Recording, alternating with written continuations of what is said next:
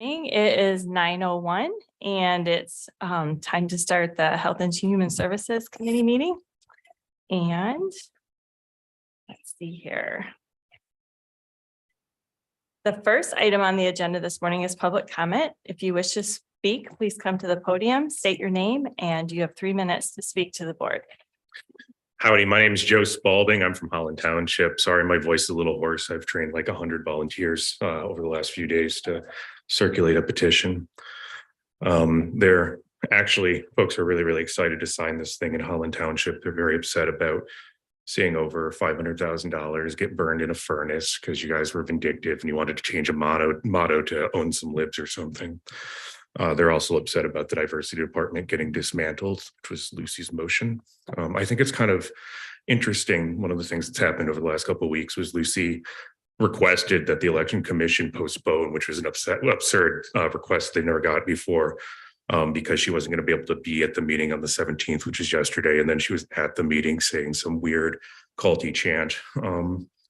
But I guess I got a quick story. I heard I had this dream where David Coleman, he had eaten one too many deep fried cheese sticks and he found himself at the pearly gates, and he asked Jesus what he needed to do to get in. And Jesus is like, what's the law say? And he said, well, I'm supposed to love the Lord thy God above all others and love thy neighbor as thyself. But what's thy neighbor, Jesus? And Jesus is like, well, Joe Moss and John Gibbs were walking from Allendale to Byron Center when they were accosted by a group of really angry meth heads, and they were beaten and left for dead and left stripped on top of each other in the ditch. And it was a horrible thing. But then, Pastor Bart from Lighthouse Westboro Baptist Church walks right by, sees those two dudes laying naked, and it's like, oh my God, goes to the other side of the street and keeps walking. Meadema walks by, sees two dudes lying on the side of the street, says, oh my God, that's disgusting, walks to the other side of the street and keeps walking.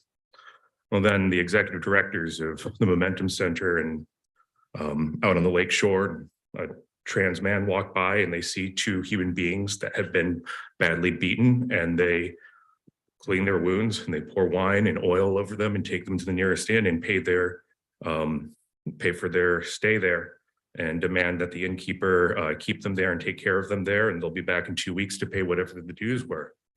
And Jesus turns to David Coleman and goes, so what's a neighbor? Thank you. Anyone else? Rebecca Patrick, Allendale Township. I want to commend you this morning for the description that you put in the packet relative to the agenda item that's before you. I found it to be a full and complete explanation of why this item is on the agenda after you approved it last week. It makes sense to me why it needs to be on the agenda and why you need to be looking at it again today. And I just wanted to highlight the fact that I appreciate it very much that that's on there. There's an explanation. It makes sense. We don't have to wonder why it's there. And so I just applaud you for that. Thank you. Thank you. Any other comments? Okay. Next up, we have the approval of the agenda. Is there a motion to approve the agenda? I'll make a motion to approve the agenda. I'll second. So it's been moved and seconded to approve the agenda. Is there any discussion? Seeing none, all those in favor of approving the agenda, please say aye. Aye. All opposed, say nay. The agenda is approved. So then moving on to consent resolutions, we have one item under our consent resolutions, which is approval of the proposed minutes from the June 2023 Health and Human Services Committee meeting. Is there a motion to approve the consent resolutions? I'll make that motion. Is there a second? Second. It's been moved and seconded to approve the consent resolutions. Is there any discussion? All those in favor of approving the consent resolutions, please say aye. Aye. All opposed, say no. The consent item is approved.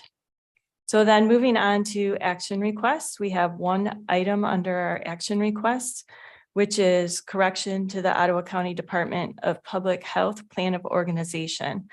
And our suggested motion is to approve and forward to the Board of Commissioners an amendment to the 2023 Ottawa County Department of Public Health Plan of Organization to correct the designation of the circuit court which serves Ottawa County. Is there a motion? I'll make the motion. Second. So it's been moved and seconded to approve and forward the amendment. Is there any discussion? Okay, seeing none, all those in favor of approving and forwarding the amendment to the 2023 Ottawa County Department of Public Health Plan of Organization, please say aye. Aye. All opposed, please say no. So the amendment is approved. So then moving on to committee reports. We have one department update today, which is Kendra Spanger with the Department of Health and Human Services. Good morning. So since we were here last month, I just have a few updates and some data I thought that might be helpful to provide today.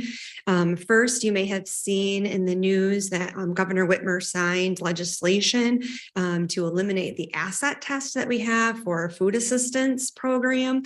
And so we are working on, as the department, I believe in the fall, we will have that implemented. What that is right now, individuals are currently assessed with a $15,000 value for any assets that they might have that could possibly disqualify them from food assistance. So just to give you some data for us locally. So in May here in Ottawa, we had 17,448 recipients of food assistance. So that would be actual individuals and not families. Other updates, things that we have been addressing, as I mentioned last month, as well as our Medicaid redeterminations are in full swing.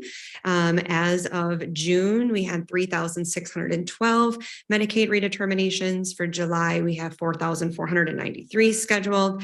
And in August, we have 4,455. In May, we had a total of 55,087 recipients of Medicaid here in Ottawa County.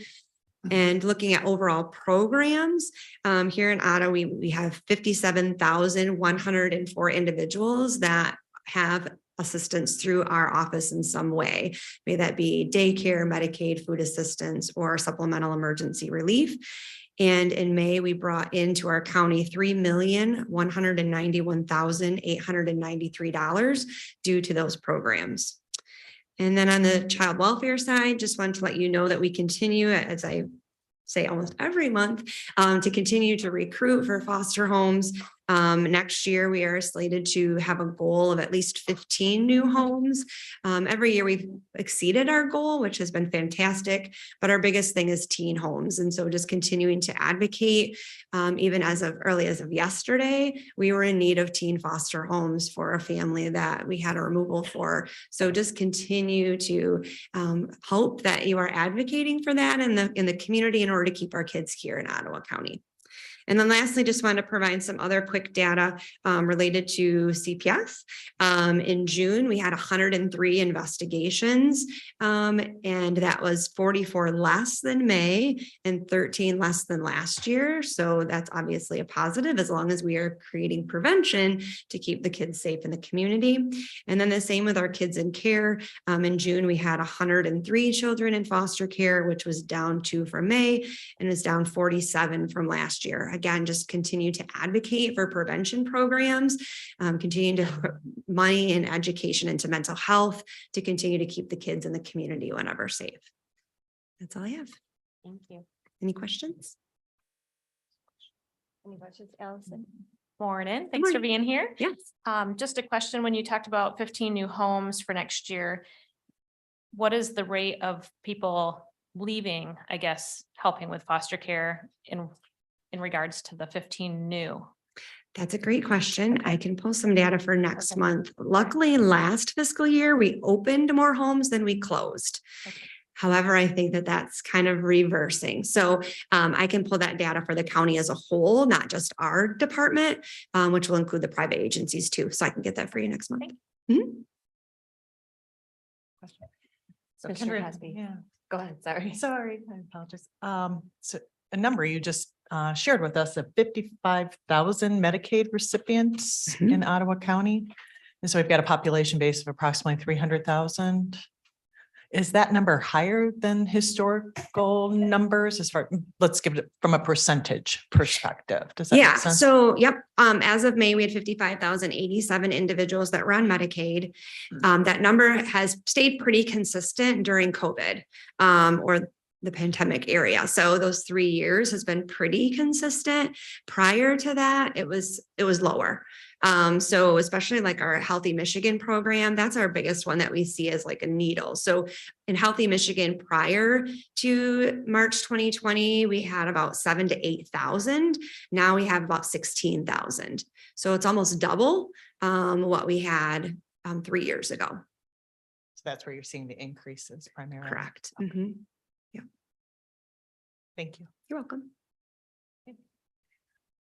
So are you finding that some of your foster homes that are closing are homes that have moved into adoption and so their homes are full? Oh, that we have a wide range of reasons, but I would probably say that would probably be our primary one, would be just maxed out for capacity. Okay. And I think that's all I got. Any others? All right, thank you. Thank you so much. Thank you. Okay, so this is now our second opportunity for public comment. If you wish to speak, please come to the podium, state your name, and you have 3 minutes. Anyone else? Anyone would like to speak? Okay, seeing none, as adjournment is at the call of the chair, I call this meeting adjourned. And we will come back.